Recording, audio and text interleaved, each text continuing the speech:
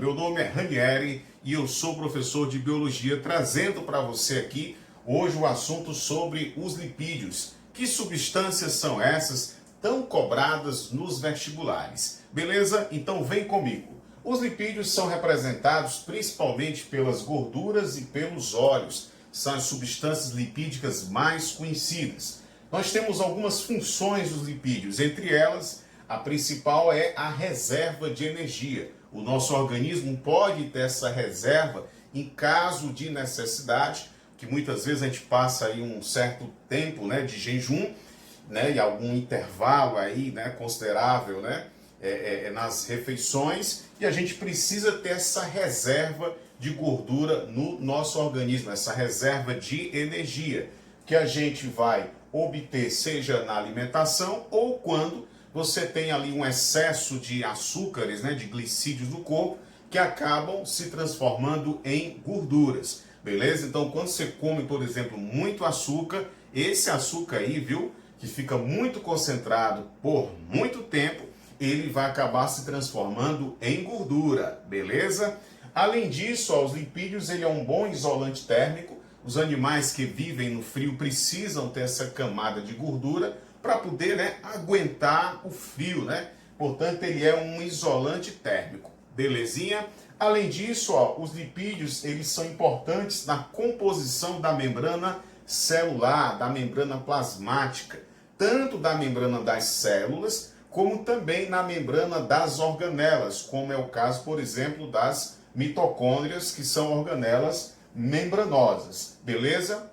Os lipídios também atuam amortecendo impactos, os animais, inclusive nós também temos uma camada de gordura que ajuda a amortecer os impactos, mecânicos, e isso é uma função também importante dos lipídios. Beleza? Agora, em relação às propriedades, o que é que a gente precisa entender aqui? Ela é uma substância apolar, portanto, ela não pode ser dissolvida em água, certo? Ela é, portanto, insolúvel em água. Mas os lipídios são solúveis em solventes orgânicos, como é o caso, por exemplo, do éter, certo? E do álcool. Tranquilo? Belezinha? Tudo aí, certinho. Além disso, nós temos alguns grupos que compõem aqui os lipídios. Entre eles, nós temos os glicerídeos, que são formados basicamente por ácidos graxos e glicerol. E aí, como exemplos, nós temos aí, aqui os óleos e as gorduras. A diferença dos óleos e das gorduras está exatamente na sua composição, certo? No chamado grupo insaturado e grupo saturado. Os óleos, por exemplo, se encontram na forma líquida, em temperatura ambiente, enquanto as gorduras se encontram em estado sólido, beleza?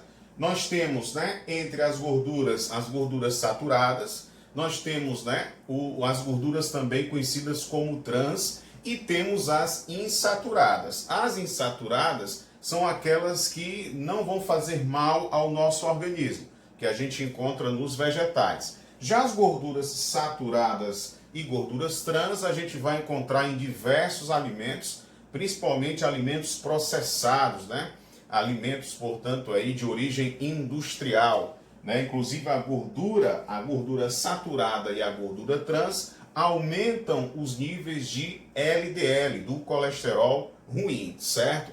Então elas são terríveis aí para o nosso organismo, podendo causar, entupimento das nossas artérias. Nós temos o grupo dos cerídeos, onde nós vamos encontrar aqui as ceras, inclusive a cera do nosso ouvido, que a gente chama também de cerume. No caso, por exemplo, das abelhas que produzem as ceras, nos chamados favos, certo? Aí temos os fosfolipídios, são esses que compõem a membrana plasmática, onde vai apresentar, portanto, uma estrutura, que a gente vai chamar de anfipática, onde vai ter uma parte polar e uma parte apolar, beleza?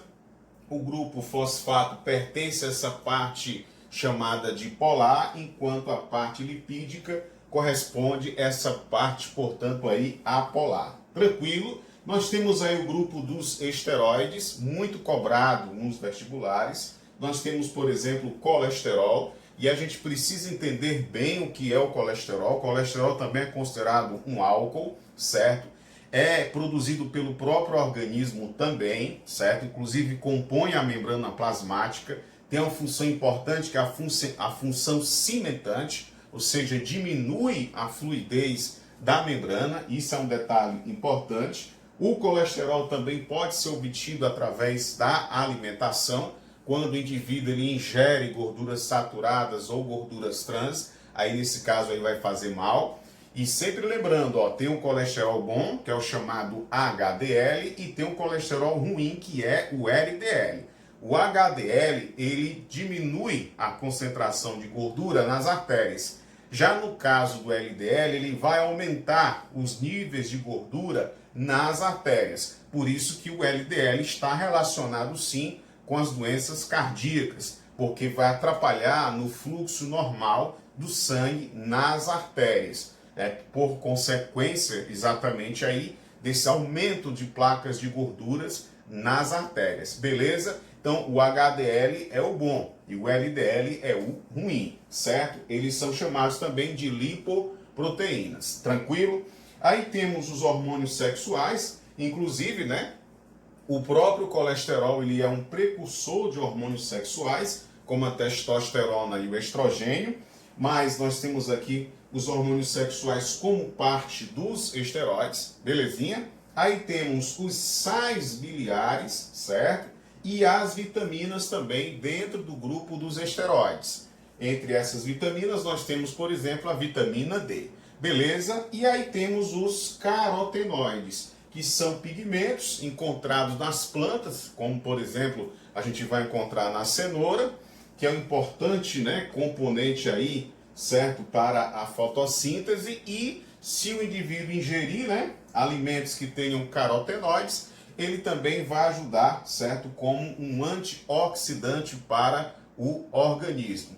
Beleza? Tranquilo? Deixe o seu like, faça o seu comentário, se inscreva no meu canal. Um abraço e até a próxima com mais biologia para você.